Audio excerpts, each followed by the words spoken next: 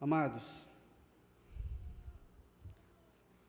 dando continuidade ao capítulo 1, vamos tomar como base Romanos capítulo 15, verso de número 4. Romanos 15, verso 4.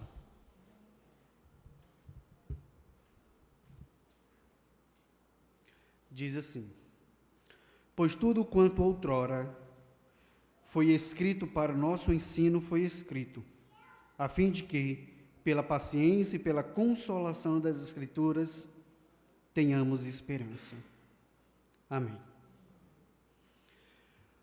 Amados, quando a Reforma Protestante passou a discorrer sobre o sacerdócio de todo cristão, eles não queriam dizer com isso que era desnecessário mestres dentro da igreja, ou que cada um, a parte desses mestres, pudesse interpretar as Escrituras segundo o seu bel prazer.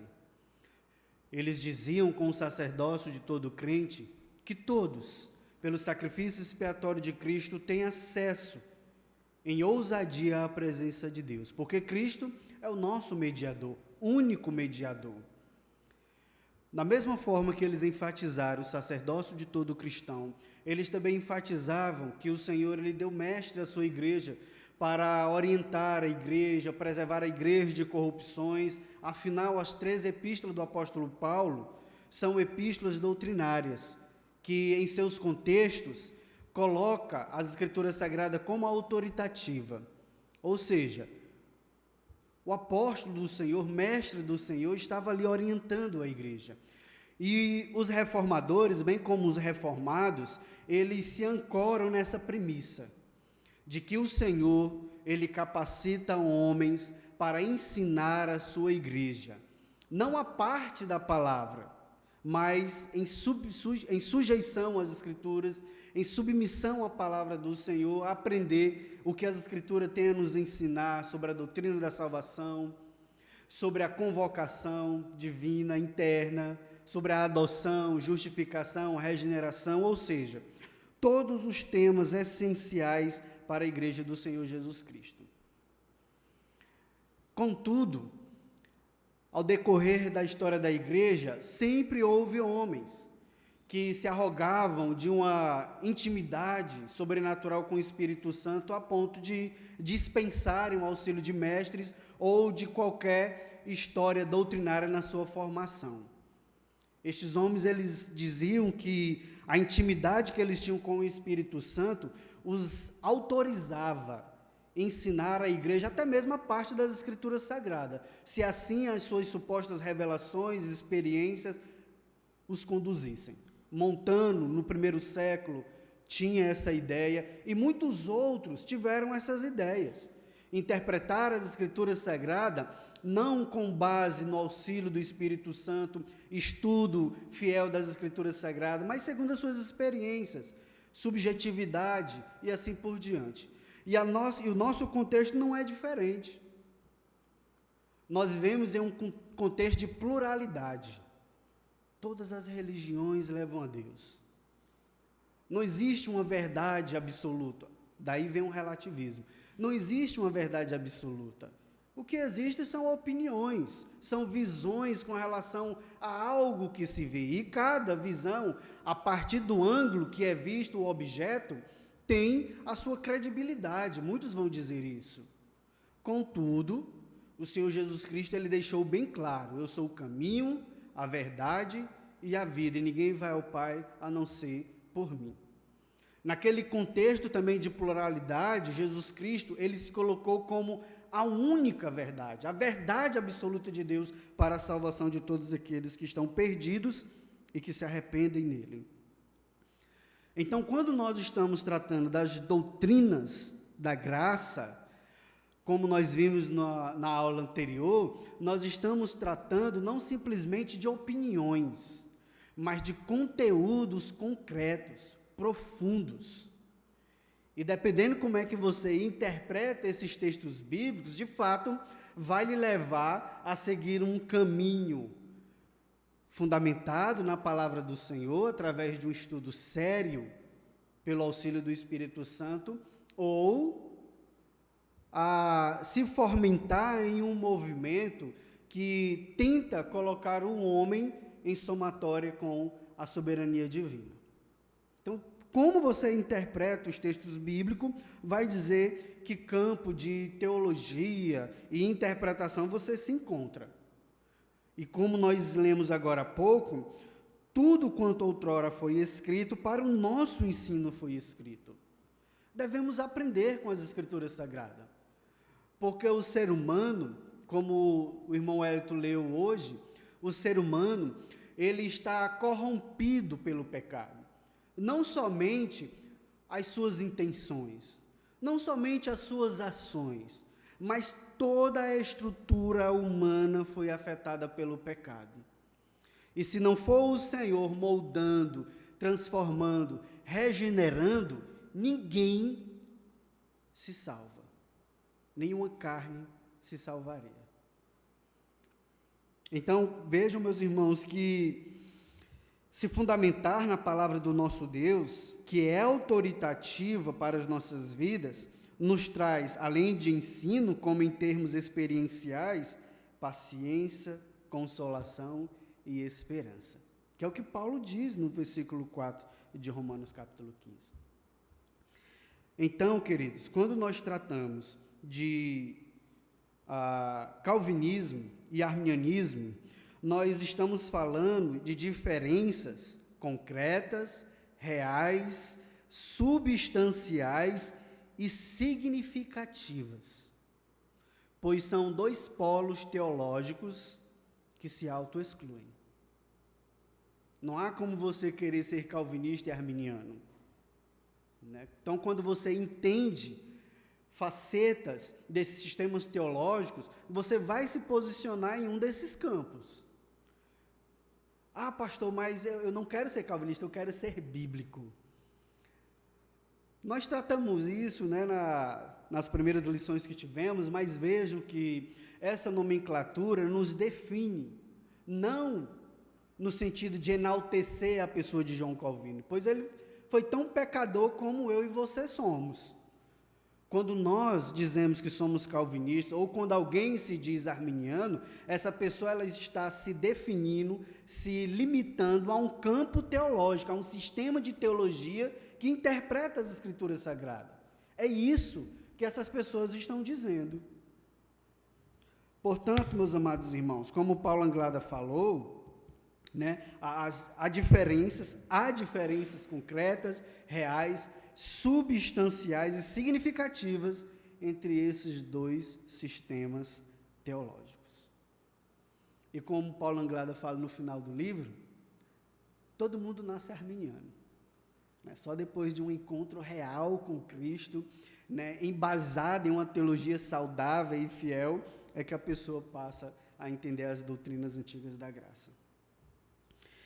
Nós encerramos na aula anterior, na página 25, no último parágrafo, especificamente, né, já concluindo o último parágrafo, onde Paulo Anglada vai nos apresentar outras questões.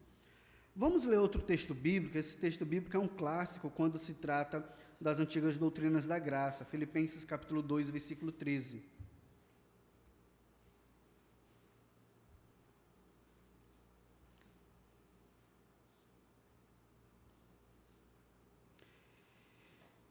Quem encontrar, pode ler.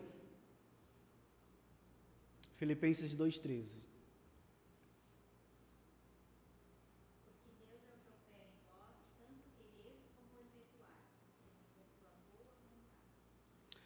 O apóstolo Paulo, escrevendo aos Filipenses, ele diz, olha, é Deus quem opera tanto o querer, como o efetuar ou realizar, dependendo da tradução, segundo a sua boa vontade.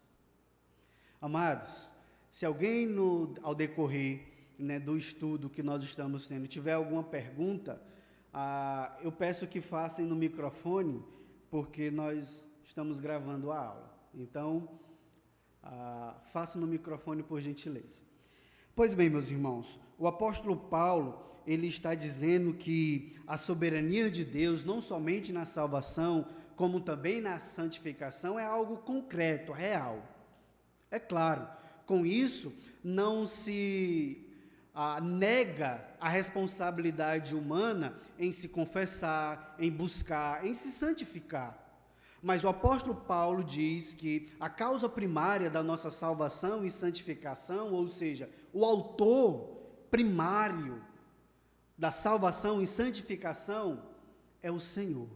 Pois segundo a sua boa vontade, ele opera tanto o querer como o efetuar. Todas as vezes que o apóstolo Paulo fala da vontade do Senhor, ele não fala de forma depreciativa. Pelo contrário, segundo o seu beneplácito, segundo a sua vontade, segundo o prazer da sua vontade. Quando o apóstolo Paulo fala da vontade de Deus, ele fala com admiração, ele fala com adoração, sujeição. Ele fala com esse sentimento de contentamento, pois a vontade do Senhor é boa, perfeita e agradável. O incrédulo é que diante da vontade do Senhor, tem esse sentimento de desdém pela vontade soberana do Senhor. Porque ele sempre vai se colocar como fonte primária de toda a sua existência. Mas o apóstolo Paulo, diante das verdades do Senhor, ancorada, nessa vontade perfeita, absoluta, sábia e santa, como diz a nossa confissão, se enche de admiração e adoração. Então que isso fique presente na minha vida e na sua vida. Que o cristão, diante da vontade do Senhor, ele deve ter admiração, adoração, sujeição e contentamento diante dessa vontade soberana. Mas vamos lá para o livro, página 25, lá na parte final, o apóstolo Paulo diz o seguinte: a vontade soberana, livre e imutável de Deus é a premissa fundamental do calvinismo. Não é isso também que a nossa confissão, no capítulo 3, diz do decreto eterno de Deus, que a vontade do Senhor é sábia, é santa, é absoluta, e a sua vontade corre para que a sua glória seja enaltecida? A nossa confissão está refletindo o que João Calvino pensava a respeito da vontade efetiva de Deus. Pois assim as Escrituras nos apresentam, que a eleição ocorreu na eternidade, que a predestinação é uma ação exclusiva de Deus, que o ato de Deus nos conhecer anteriormente se dá porque assim Ele quis. Então vejam que a vontade soberana, livre e imutável de Deus é a premissa fundamental do calvinismo. Tudo gira em torno dessa verdade bíblica. E quanto ao arrependimento e à fé? Os calvinistas creem no arrependimento e na fé como meios indispensáveis para que a obra de Cristo venha a ser aplicada no homem. Aí tem um parênteses aqui. Ao menos nos que têm condições mentais para tal. O que isso significa, meus irmãos? O arrependimento e a fé é indispensável para que a obra de Cristo venha a ser aplicada no homem pelo Espírito Santo. O Senhor, Ele elege, e aqueles a quem Ele elegeu na fundação do mundo, Ele exige obras. E essas obras são arrependimento e fé. Mas nós sabemos que quem concede o verdadeiro arrependimento é o Senhor, assim também como a fé. É por isso que nós devemos entender que, sim, sem sombra de dúvida, o arrependimento e a fé são meios indispensáveis para que a obra de Cristo Jesus sejam aplicadas pelo Espírito Santo. Mas percebam que Paulo Anglada diz assim, ao menos nos que têm condições mentais para tal. Aqui eu posso entender como os filhos dos crentes, as crianças que, embora não consigam articular em termos conceituais a sua fé, são chamadas para uma relação salvífica com Deus também. E também os loucos, pessoas que nasceram com deficiências mentais.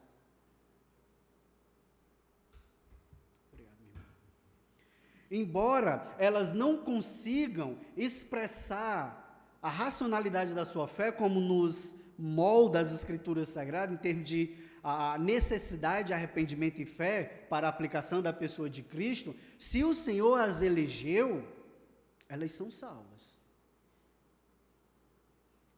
Vejam, meus irmãos, que o iluminismo, o arminianismo, vai na contramão dessas inferências lógicas, nas suas últimas consequências.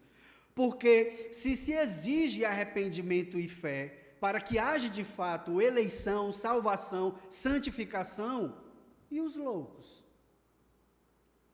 As pessoas, os filhos dos crentes, que nasceram com deficiências mentais e que nunca poderão articular a sua fé em Cristo Jesus. Se exige absolutamente arrependimento e fé para que a eleição ocorra no espaço e tempo, e essas pessoas, segundo o arminianismo, estão condenadas ao inferno. É claro que o arminianismo vai tentar se rebolar para poder responder essas questões, mas não consegue. Porque as suas premissas são humanistas, as suas premissas são racionalistas.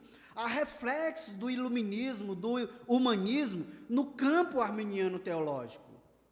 Mas o calvinismo não, entende, como diz o profeta, até os loucos encontrarão o caminho da salvação.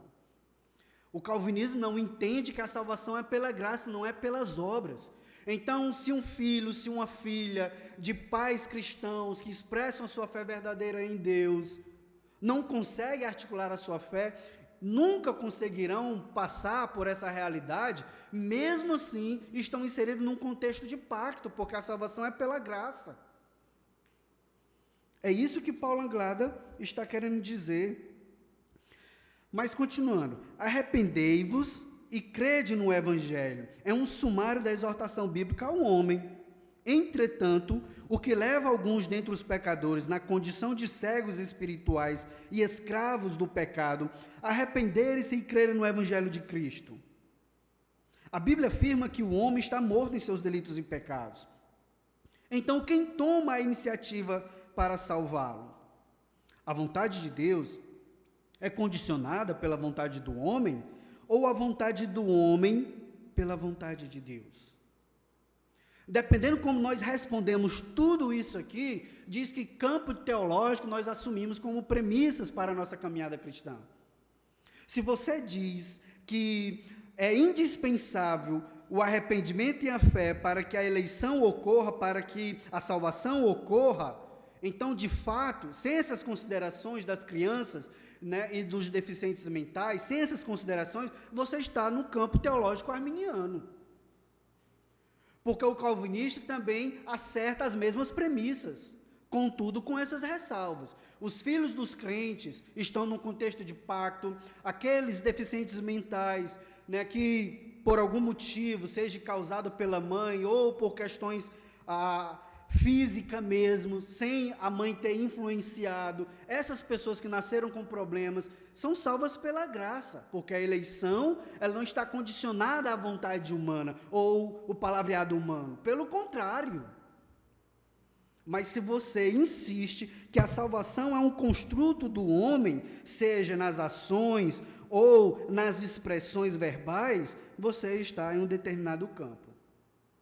Mas o pastor Paulo Anglada, ele vai pontuar algumas questões que sempre se apresentaram dentro da igreja, como nós vimos anteriormente.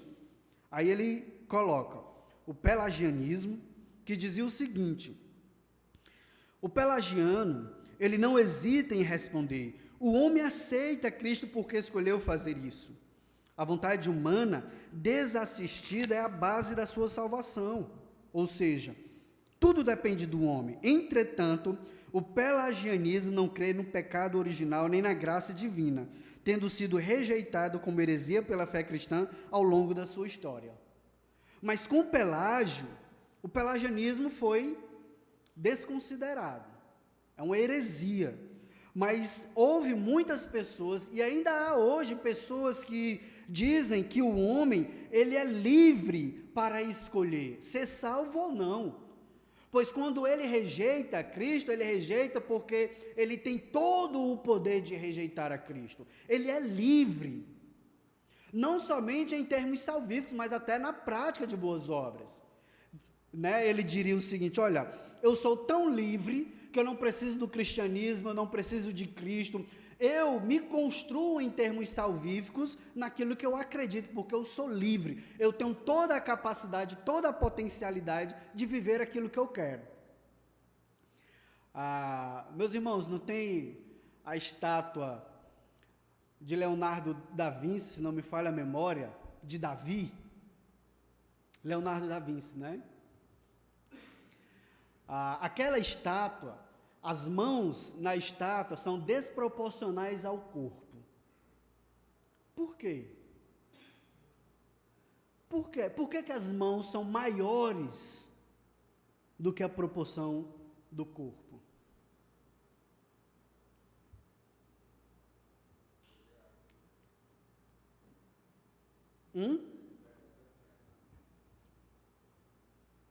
Porque o homem, ele tem a força necessária em si mesmo para construir a sua história, construir o mundo, construir a si mesmo. Porque as mãos, né, representam força. Né? Então, aquela estátua representa fielmente a concepção do autor, naquilo que ele acredita a respeito do homem. Que o homem constrói a si mesmo. Que o homem ele é o autor da sua história, da sua vida, de tudo aquilo que o envolve. E assim são os pelagianos. É claro que eu não estou dizendo que ele era um pelagiano. Né? Não estou dizendo isso, mas eu estou só exemplificando, né, o que o pelagianismo acredita a respeito do homem. Inclusive, Pelágio, né, que entrou em discussão com Agostinho de Hipona, ele dizia que o homem, ele está em pecado, ele está em corrupção, não é por causa do pecado original, porque o pecado original inexiste. O homem, ele comete pecados porque ele é fruto do meio. Ele se vê em meio a uma sociedade fragilizada pecaminosamente, então ele segue aqueles exemplos. E filósofos mais contemporâneos não dizem a mesma coisa? Né, que o homem é uma tábula rasa, que o homem é um papel em branco e a sociedade imprime sobre ele, né, o que ele vai ser futuramente. Então vejam, meus irmãos, que essas questões teológicas não estão tão distantes das questões éticas, práticas.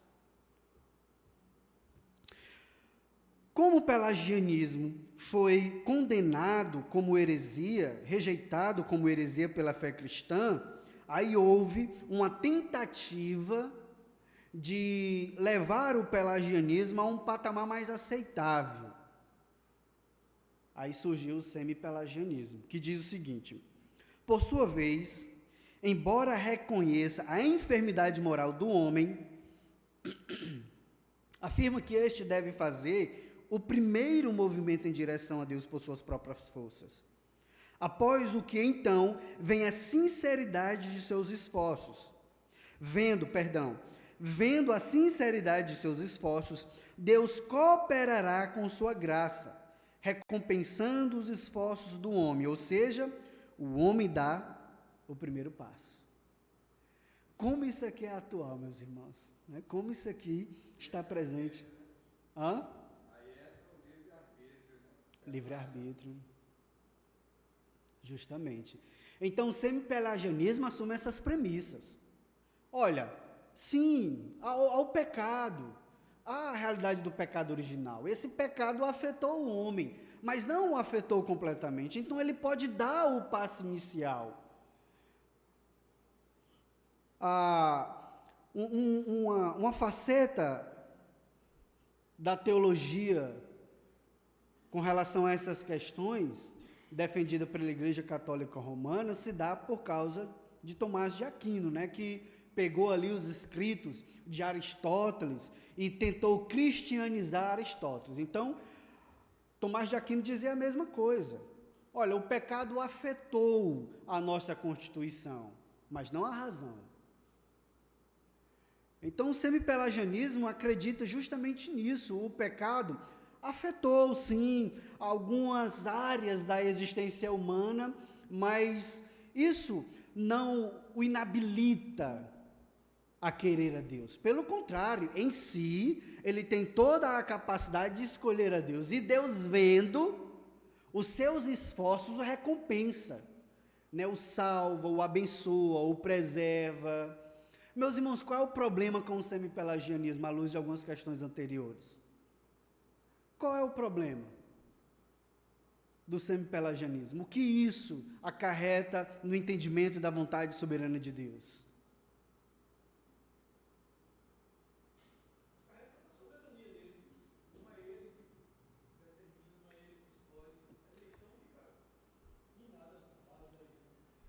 A vontade do Senhor é condicionada à vontade humana. Não há uma vontade decretiva, imutável, sábia e santa.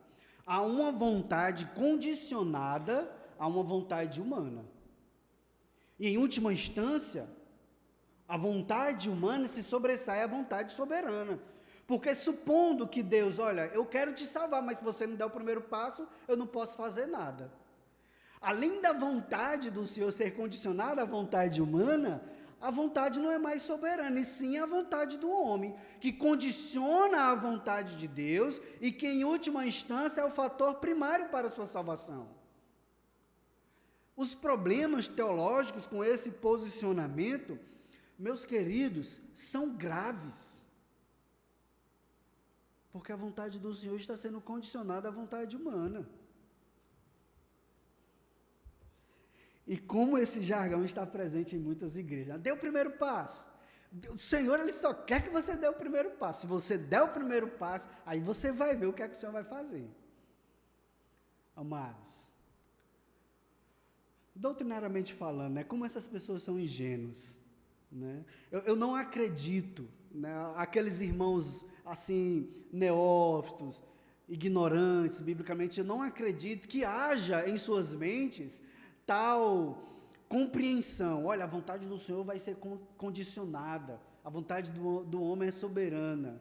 Né? Eu sei que não há no coração dessas pessoas. Entretanto, há muitas igrejas já estabelecidas, com compreensões profundas a respeito do calvinismo, do que seja o arminianismo, de como se interpreta essas questões, que vão dizer sim.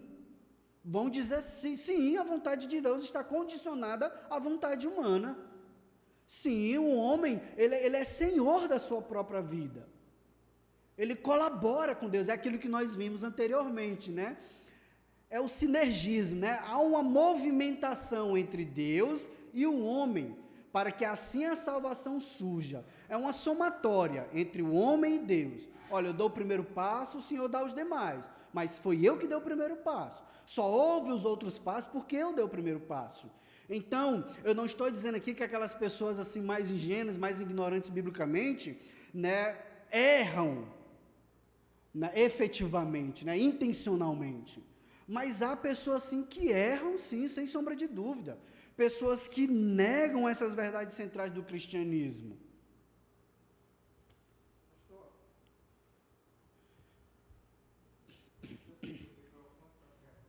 É, porque está sendo...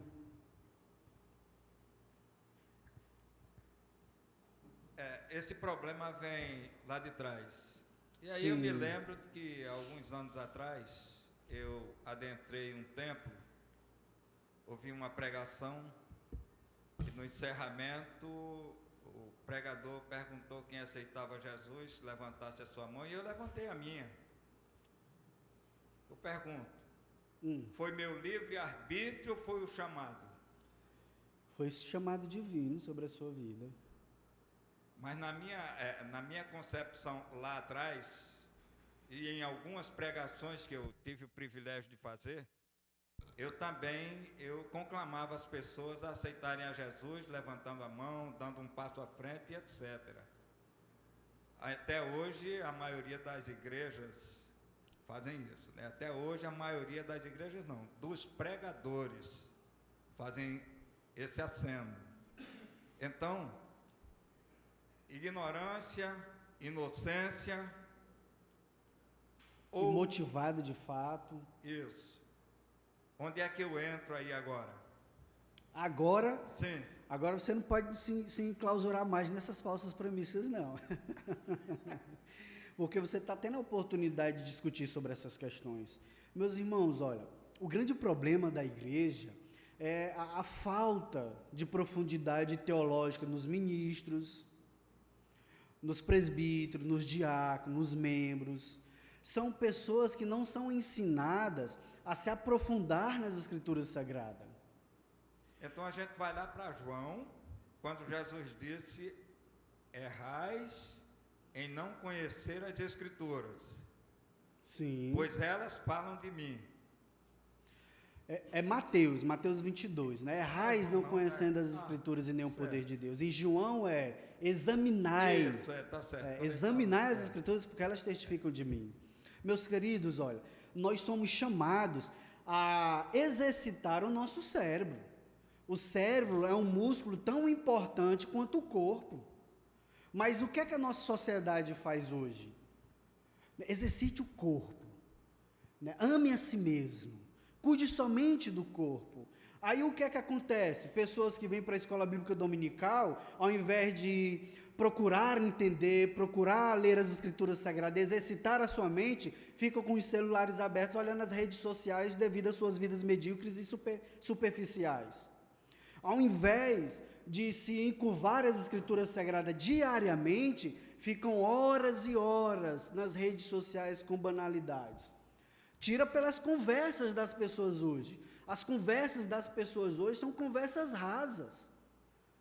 As pessoas falam e não tem muito a dizer, porque são pessoas rasas em todos os sentidos. Dentro da igreja não é diferente. É por isso que o diretório de culto, embora a IPB brasileira não assuma o diretório de culto como símbolo de fé, a norte-americana sim. É por isso que no diretório de culto exige-se do ministro que ele conheça as línguas originais em alguma medida. Ele não precisa ser um grande especialista, um grande doutor nas línguas originais, mas ele tem que conhecer.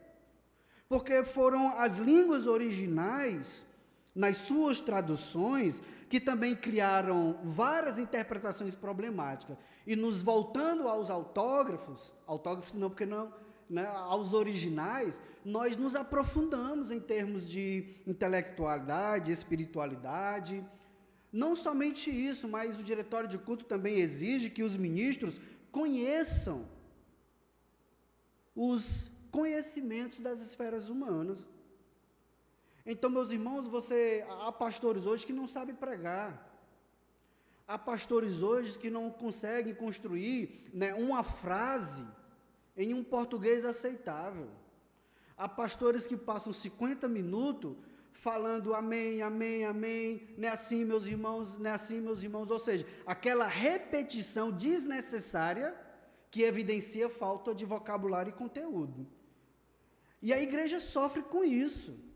É por isso que o apóstolo Paulo, ainda na sua velhice, com todas as limitações, ele pede os pergaminhos e os livros. Porque nós carecemos de estudar. E a sua mente vai descartar aquilo que não lhe é precioso. Se você não tem uma assiduidade de leitura das Escrituras Sagradas, se você não se aprofunda nessas questões, a sua mente vai descartar. Vai descartar tudo aquilo que não faz parte da sua vida continuamente. Então, vejam que as pregações, as faltas de definições bíblicas, a ausência de uma pregação mais centrada nas Escrituras Sagradas se dá porque a igreja ela está caminhando somente para o subjetivismo. É o que eu sinto, o que toca no meu coração na hora do culto, não é o que eu entendo. O apóstolo Paulo diz que o culto é racional, mas ninguém quer saber de racionalidade, não. Eu quero sentir o que me toca. A emoção. Eu não estou dizendo que ao sermos racionais estejamos desprezando o lado emocional. Não estou dizendo isso. Mas nós devemos encontrar equilíbrio nesses polos. Então, essas doutrinas aqui, que nós estamos estudando, em muitas igrejas presbiterianas não se estuda. É até contrário. Como presbítero, eu já preguei em uma IPB, como presbíteros que fizeram juramentos pelos símbolos de fé, adotar, defender, promover, rejeitam os símbolos de fé dentro da igreja. É incoerente. Então, eu pregando, meus irmãos, eu estava com o ouvido surdo, né? Porque o presbítero era o guitarrista, né? Então, na hora do culto, ele... Então, eu já estava... E alto, muito alto. Então, o que eu estou querendo dizer é que essas questões que nós estamos estudando aqui, vontade, soberania, condicionalidade, exigências da salvação, né, o que o pecado causou na constituição humana, como ele responde ao chamado divino, tudo isso que nós estamos estudando aqui é algo que deve levar as nossas vidas a refletir continuamente, porque o homem, ele é egoísta, ele é propenso ao orgulho, à soberba, à arrogância, à prepotência, é assim que as escrituras descrevem o homem. É por isso que humildade significa você ter um conhecimento verdadeiro de quem Deus é e de quem você é. É impossível um arminianista ser humilde de fato, porque ele sempre vai se arrogar das suas ações em face da salvação e soberania divina. Então, como é que eu vou ser humilde se eu penso de mim mesmo como aquele que, olha, eu colaborei com a salvação? É impossível. Ele vai estar murmurando, ele vai estar se maldizendo com relação à vontade do Senhor. Não passa pela cabeça dele aquilo que Paulo expressou em Romanos capítulo 11. Ó profundidade da riqueza, tanto da sabedoria como do conhecimento de Deus. Quão inescrutáveis são os seus juízos. Diante do plano de Deus para a salvação, judeus e gentios, Paulo louva o Senhor e diz: quão inescrutáveis são os seus juízos. Quem sou eu para questionar o oleiro? Quem sou eu para dizer, olha, por que tu me fizeste assim, não daquela forma?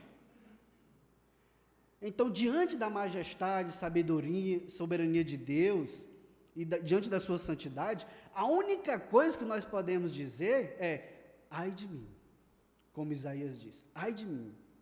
Mas o pelagianismo, o arminianismo, o semi-pelagianismo, até o luteranismo moderno, como nós vamos falar agora, sempre vai tentar levar o cristianismo a se confundir com o racionalismo humanista para assim se tornar mais aceitável. Como nós veremos isso posteriormente. É as aparentes contradições das Escrituras Sagradas.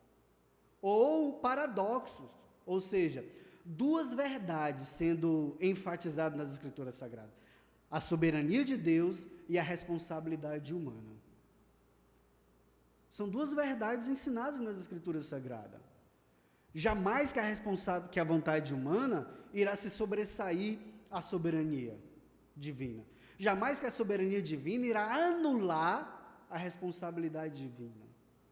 Embora eu não consiga relacionar isso exaustivamente, eu me submeto, pois assim as Escrituras nos ensinam. Mas o homem não quer se submeter, ele quer especular. E aí, pastor, por que tu tem que me explicar isso? Então, tem que voltar para Deuteronômio 29, 29. Ele diz revelar detalhadamente, ele revelou, e ele quis deixar. Pois é, Deuteronômio 29, 29, né, aquilo que foi revelado é para nós e para nossos filhos, o que não compete ao Senhor. O conhecimento das Escrituras é um conhecimento verdadeiro, não exaustivo, mas é um conhecimento verdadeiro, né, como também reflete a nossa confissão de fé. Mas vejam que foi revelado a nós que Deus ele é soberano e decretou todas as coisas, e que o homem é responsável pelos seus atos. Agora, conciliar exaustivamente essas questões, aí foge a nossa compreensão. É aquilo que Jesus falou para Nicodemos. Olha, se eu estou falando das coisas terrenas, tu não entende, quanto mais se eu falasse das celestiais. Então, o homem, ele sempre será insignificante em termos de conhecimento exaustivo. Porque, meus amados, o Senhor, ele se acomodou para nos levar a entender essas verdades. E mesmo essas verdades reveladas a nós nas Escrituras Sagradas, há pontos de grandes dificuldades que nós não conseguimos entender profundamente. Mas as Escrituras interpretam as Escrituras Sagradas, se complementam, né, se harmonizam, há uma unidade orgânica nas Escrituras Sagradas. Jamais haverá qualquer incoerência nas Escrituras Sagradas, falhas nas Escrituras Sagradas. O problema é a nossa compreensão. O problema somos nós, não é a palavra. O pecado afetou o nosso entendimento. Então, quando nós vamos nos deparar com isso, nós sempre encontraremos dificuldades. Mas, vamos voltar aqui. A doutrina arminiana, reconhecendo a pecaminosidade do homem em decorrência da queda, admite que ele, por si próprio, é incapaz de arrepender-se e de crer. Vejam que o semi-pelagianismo dizia, o pelagianismo diz, olha, o homem tem toda a capacidade, ele não precisa de auxílio divino. O semi-pelagianismo, em termos simples, diz, o homem, ele colabora, o pecado o afetou, ele colabora. O arminianismo diz, olha, o homem, ele é incapaz de se arrepender e de crer. O arminianismo admite isso. Contudo, acredita que Deus concede sua graça indistintamente a todos, habilitando-os a cooperarem a fim de que a graça que lhes foi concedida seja efetiva ou não. Tudo depende da cooperação do homem. Aí entrou aquelas ideias, né? Perde-se a salvação, aqui eu estou salvo, mas devido a não ter colaborado com a graça, aí perdi a salvação, caí. Aí entra aquelas corrupções humanas. Mas vejam que o arminiano, ele vai dizer, olha, o homem é incapaz. Ele é incapaz de se arrepender e crer. Mas o Senhor lhe concede graça para que ele se arrependa e creia. E a partir de então, só a partir de então, ele começa a colaborar com Deus. Se ele perseverar até o fim, aí usam aquele texto, né? Se perseverar até o fim, ele vai ser salvo. Se ele não perseverar, ele não vai ser salvo. Ele pode até usufruir de salvação, mas perdeu, porque por algum motivo ele deixou de colaborar com a salvação. A única mudança que há entre o arminiano e o pelagiano é onde se dá a colaboração humana. A colaboração humana, para o pelagiano, se dá antes de qualquer graça concedida. Para o arminiano, a colaboração se dá depois da graça concedida. Só que nós veremos lá no ponto 5, sobre a perseverança dos santos, que se o Senhor não nos preservar, nós não vamos até o fim. É claro que há essa premissa, aquele que perseverar até o fim será salvo. Mas isso não significa que aquele que está perseverando não seja salvo. Mas a salvo em sua plenitude e de forma completa se dará no final. E devido a ele ter perseverado até o fim, é porque ele foi um salvo em Cristo Jesus. Daí o Senhor o preservar. Então, mais na frente nós discutiremos mais sobre isso. O luteranismo moderno, por outro lado, professa que o homem está morto e que, como tal, não pode sequer cooperar com a graça de Deus. Entretanto, sustenta que ele pode resistir a ela. Nós falaremos mais sobre isso quando nós estivermos estudando sobre a graça irresistível. Ela pode ser resistida, mas não finalmente. O luteranismo moderno diz, não, a graça ela pode ser resistida finalmente sim. Continuando aqui. Assim, para o luterano, o crente pode ser definido como um não resistente e o descrente como um resistente à graça de Deus. De qualquer modo, a base da diferença entre um e um outro ainda está no homem.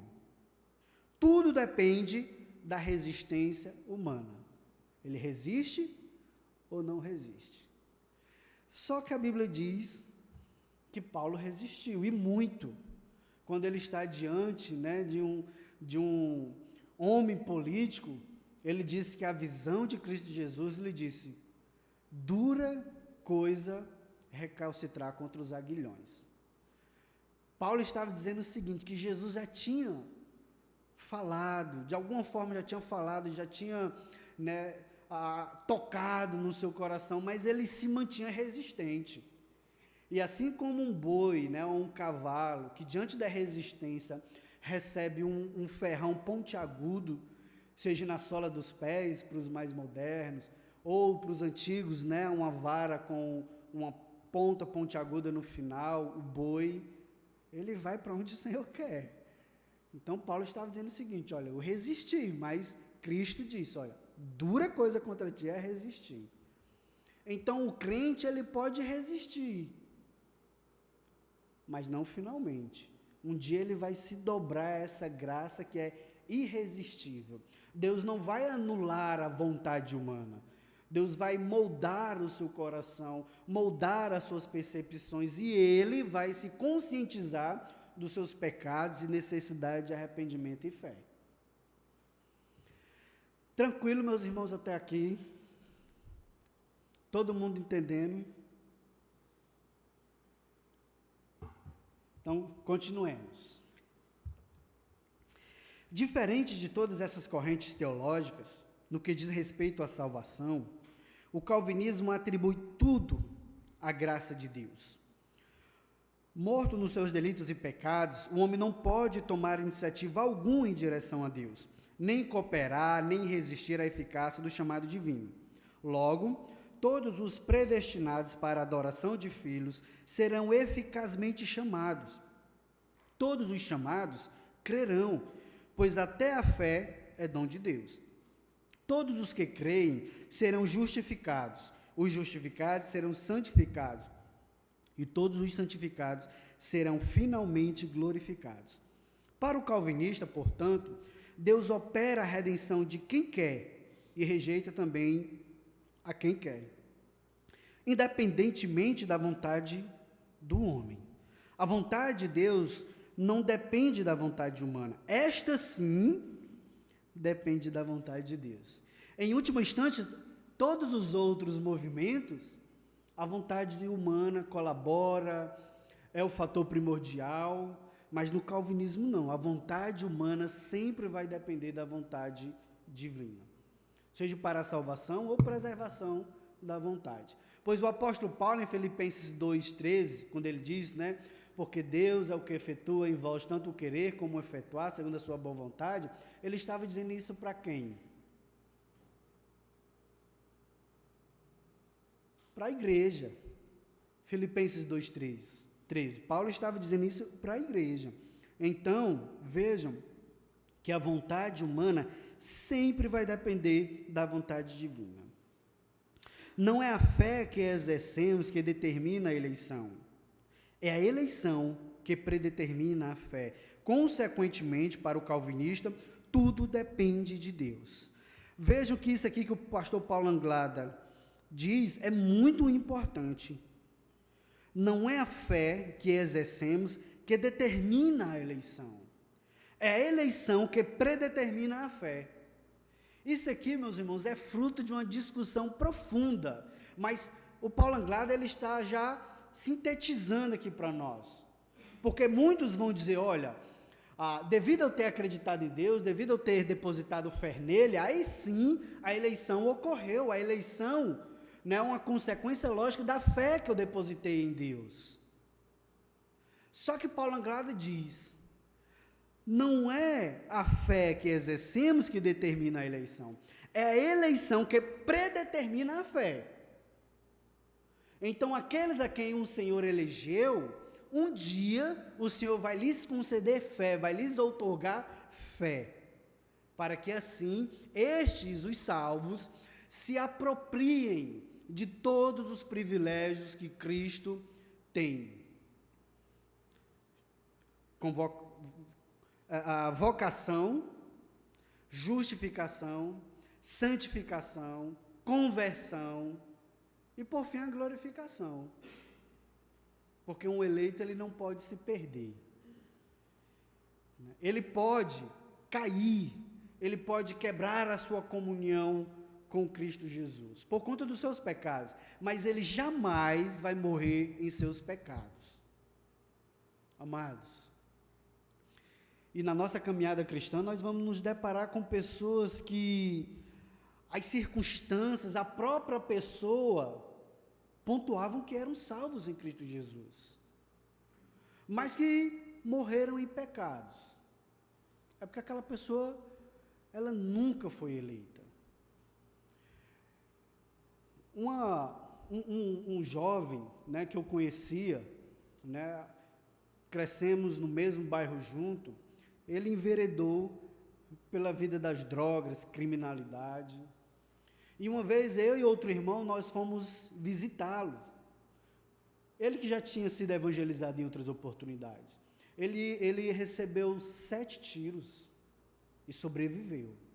E ele disse assim para mim, né, eu nem pensava em ser pastor. Ele disse assim para mim: David, naquele momento ali, que eu levei 7 tiros, rapaz, a minha vista começou a escurecer e eu comecei a clamar a Deus. Comecei a clamar ao Senhor e o Senhor me libertou. Ele que me deu vida, me libertou. Ele me livrou da morte. Eu sabia que naquela condição eu ia para o inferno, mas eu clamei a Deus e o Senhor me livrou. Veja que houve uma circunstância, houve um clamor e houve uma concessão de bondade, misericórdia por parte de Deus. Só que essa mesma pessoa que passou por toda essa experiência traumática e profunda, e certamente, né, aos nossos olhos humanos, uma experiência que pode causar a salvação e até garantir a salvação. Rapaz, o que esse irmão passou, o que essa pessoa passou, e agora está na igreja, é um salvo, é eleita. A experiência que ela teve de convicção mudou toda a sua estrutura. Só que essa pessoa começou a voltar para as drogas, para a criminalidade e morreu em pecado. Amados, não são as experiências, não é a vontade humana, não é o que nós fazemos ou deixamos de fazer, tudo é a graça de Deus.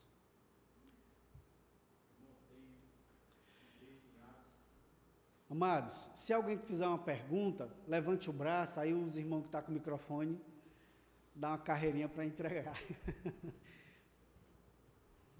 Os capítulos 25, 26, especialmente o final do capítulo 26 de Atos, Paulo, ele é interrogado pelo governador, e Paulo expõe toda a sua fé, e aí o governador diz assim: então Agripa, no verso 28, então Agripa se dirigiu ao Paulo e disse: por pouco me persuades a me fazer cristão. Ou seja, ele achava que ele ia ter algum direito. Aí Paulo responde: assim Deus me permitisse que por pouco ou por muito, não apenas tu, ó rei, porém todos os que hoje me ouvem se tornassem tais qual eu sou, exceto estas cadeias. Então esse depoimento aqui de Paulo mostra que não é o ser humano. Não ele achava que ele conhecia as Escrituras, o Velho Testamento, porque Paulo disse: tu sabe o que eu estou dizendo, não sabe, Agripa? Você é um estudioso do Velho Testamento. E ele disse: eu sei. Pois é. É esse Jesus que estava escrito desde o Velho Testamento, na antiga aliança, que eu estou pregando agora. Tu sabes disso, não sabe? Sei. Aí ele disse: por pouco eu não me torno cristão. Paulo disse: mas por pouco o Espírito Santo ainda não lhe converteu. Não somente o rei Agripa, mas a Bíblia diz que Herodes ouvia João Batista. Gostava de ouvi-lo. Mas o que foi que Herodes fez com João Batista? Mandou decapitá-lo. Então, amados, a essência, página 28, primeiro parágrafo, a essência do calvinismo, a qual o diferencia tanto do hipercalvinismo como do arminianismo, deturpações da verdadeira doutrina da graça, é que o calvinismo leva cativo o seu pensamento às doutrinas da soberania de Deus e da responsabilidade humana. Ele reconhece que o raciocínio humano é insuficiente e incapaz quando explicado as verdades divinas reveladas. mas não totalmente explicadas, que nos parecem contraditórias. Quem és tu, ó homem, para discutires com Deus? Por conseguinte, o calvinista crê que as Escrituras ensinam que o homem é responsável por crer no Evangelho, ao mesmo tempo em que reconhece que, por causa do pecado, ele está totalmente inabilitado para fazê-lo por si mesmo. O calvinista prega que ninguém senão os eleitos podem ser salvos, e, ao mesmo tempo, não hesita em convocar todos os homens ao arrependimento. O calvinista defende que o ser humano está morto nos seus delitos e pecados e que só a graça eficaz de Deus pode retirá-lo desse estado. Apesar disso, insta veementemente contra os pecadores para que se submeta ao Evangelho de Cristo. O calvinista não consegue conciliar plenamente essas revelações, contudo, submete-se a ambas, sem, contudo, confundir a responsabilidade humana com livre-arbítrio, ou soberania de Deus com determinismo. Vejam, meus irmãos, que o hipercalvinismo é uma deturpação das doutrinas da graça, ou até mesmo do calvinismo. E o arminianismo também é uma deturpação das doutrinas da graça. A diferença essencial é que o calvinismo leva o seu pensamento ao cativeiro das Escrituras Sagradas. Ele submete-se, o seu pensamento, a sua vida, àquilo que as Escrituras dizem. E por mais que ele não consiga conciliar plenamente essas revelações, ele enfatiza a soberania de Deus e a responsabilidade humana. Mas a soberania de Deus, ela não pode ser confundida com o determinismo, onde essa corrente filosófica diz que o homem não tem liberdade, que o homem não é livre, ele é fruto da condicionalidade que a natureza impõe sobre ele. Ele também, o calvinista, não confunde a responsabilidade humana com o livre-arbítrio, porque o homem ele não tem livre-arbítrio, pois o livre-arbítrio é a capacidade de ele tomar decisões contrárias à sua própria natureza. Ele tem a capacidade de tomar decisões livres. Por mais que haja uma influência externa ou interna, ele é completamente livre. E nós não temos livre-arbítrio. Só quem tinha foi Adão, que escolheu contra a sua natureza. Hoje nós escolhemos segundo a nossa natureza. Seja o pecado, por causa da presença do pecado em nossas vidas, ou as coisas celestiais, por causa do Espírito Santo de Deus nos dirigindo. Então, responsabilidade, dizer que o homem é responsável, é diferente de dizer que ele tem livre-arbítrio. E, meus irmãos, então, pastor, por que essas explicações doutrinárias são tão distantes do arminianismo? Por que o arminianismo, quando estuda essas coisas, não aceita? Primeiro, porque há aqueles lampejos de humanismo, racionalidade no sistema teológico como um todo, e também, meus irmãos, porque muitas pessoas não querem levar o seu pensamento, às Escrituras Sagradas na sua totalidade. É por isso que, logo em seguida, o Paulo Anglado vai dizer o seguinte, olha, então, quais as possíveis explicações para a doutrina arminiana? A primeira coisa que ele diz é que o arminianismo tem pontos de vista inadequados. O ponto de vista final, eu estou lendo aqui o último ponto final desse ponto aqui, pontos de vista inadequados. O ponto de vista humano e racional dos arminianos é totalmente inadequado para compreender a obra da redenção, pois, como eu falei agora, seja a colaboração humana anterior à graça concedida, como pensam os semi-pelagianos, ou aquela graça concedida para que o homem então possa colaborar, os arminianos, são pontos de vista inadequados. Outra coisa que pode definir o arminianismo e explicar por que o arminianismo pensa dessa forma, além de ponto de vista inadequado, é a má interpretação bíblica. O calvinismo reconhece que há passagens bíblicas que parecem contradizer outras afirmativas bíblicas. Entretanto, entende que as Escrituras não podem contradizer a si próprias. Assim, as aparentes contradições devem ser esclarecidas pelo contexto em que se encontram. Além disso, passagens mais obscuras precisam ser entendidas à luz de passagens mais claras e não o oposto. É claro que há passagens nas Escrituras Sagradas que chamam o homem para o arrependimento e esboçar fé. Mas há passagens nas Escrituras Sagradas que dizem que se o Senhor não os conduzir, jamais que irão produzir fé e arrependimento. E embora na jornada cristã já como eleitos, é o Senhor que os santifica e preserva, eles são chamados para a santificação. É por isso que esse princípio de que as Escrituras interpretam as Escrituras deve orientar as nossas interpretações das Escrituras Sagradas. Principalmente compreendendo que os textos mais claros devem lançar luz sobre os textos mais obscuros ou de difícil entendimento. Mas não há contradição nas Escrituras Sagradas.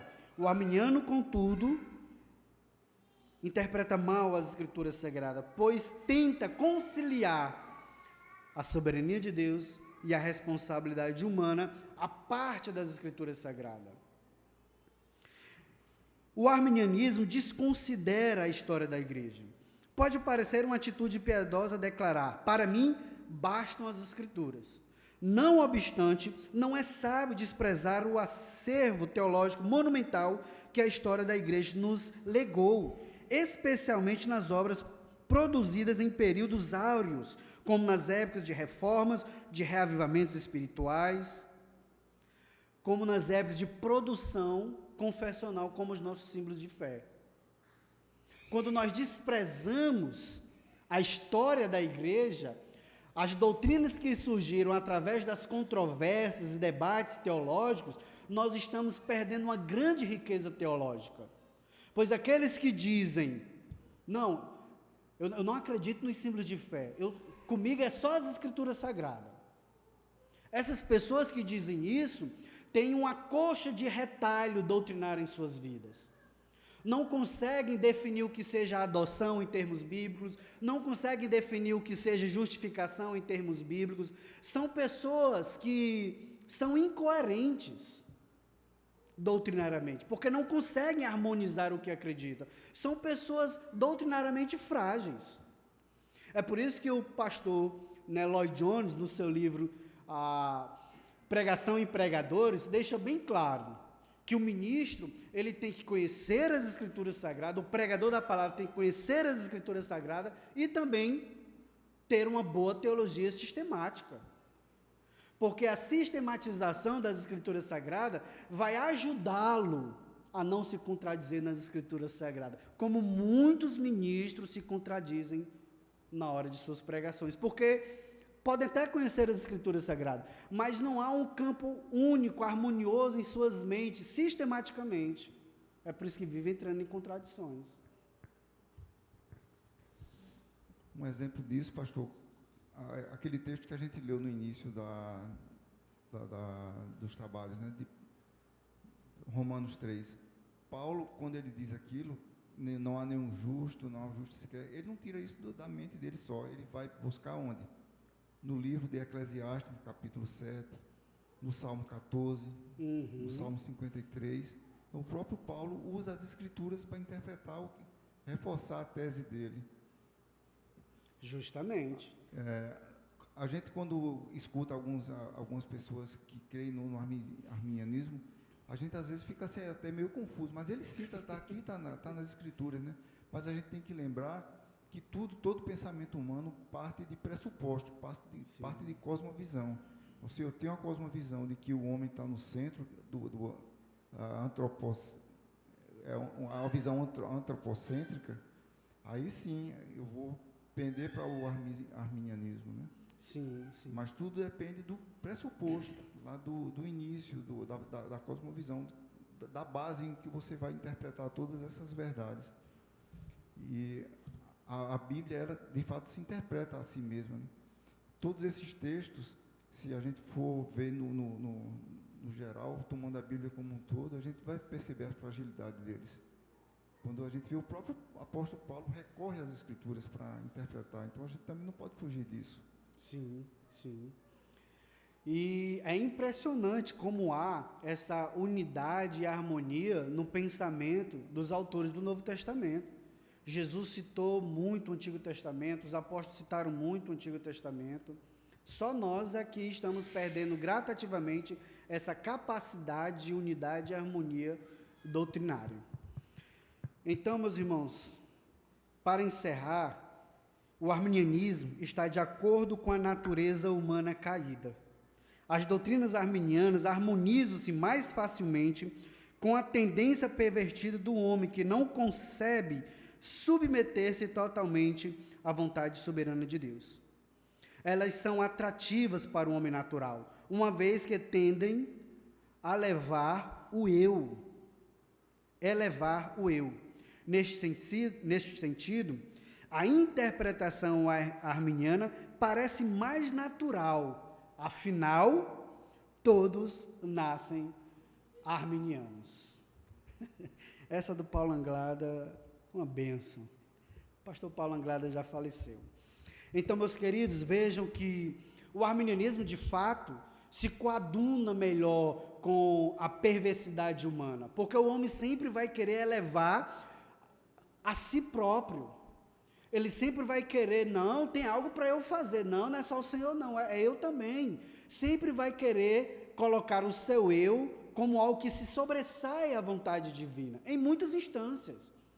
E o arminianismo, de fato, se consolida melhor com as perspectivas que o homem tem a respeito de si mesmo, como aquele que colabora, como aquele que faz, como aquele que determina. O calvinismo não. Chama-nos a nos submetermos integralmente às Escrituras Sagradas, por mais que nós não consigamos interpretar muitas questões, por mais que não tenhamos respostas para as muitas indagações, mas é aquilo que João Calvino disse: aonde a Bíblia fala, eu vou falar, mas onde ela se cala, irei me calar. O arminianismo não tenta especular para conciliar a soberania divina e a responsabilidade humana, dizendo que o homem ainda tem, sim, a mesma capacidade que, por exemplo, Adão tinha, em termos de vontade, em termos de colaboração, em termos de determinar a sua colaboração com o Senhor. Eu estou só forçando um pouquinho aqui para que vocês entendam a diferença entre o arminianismo e o calvinismo. E em termos de evangelismo, meus irmãos, o calvinista, ele sabe que o Senhor é soberano na salvação. E ele também sabe que as Escrituras chamam as pessoas para o arrependimento, para professar a Cristo. Contudo, eu não vou me limitar a simplesmente a fazer um apelo no final do culto, porque isso é muito superficial. Pelo contrário, você deve, ao evangelizar, ao expor a cruz de Cristo, chamar as pessoas para uma convicção de pecado e arrependimento, aonde elas estiverem, seja dentro da igreja ou fora da igreja. Esse chamado tem que ser para agora, e como Paulo diz, olha, o tempo da salvação é agora, o tempo aceitável é agora. Se nós temos a oportunidade de pregar a Cristo, a quem não é crente, nós devemos sim levar a pessoa à convicção de pecado e a confessar a Cristo, não simplesmente constrangendo-a, mas levando-a a entender a responsabilidade que ela tem em confessar a Cristo ou em rejeitá-lo. Amados, encerra aqui a Escola Bíblica Dominical. Próximo domingo terá mais, se Deus quiser. Passa aqui.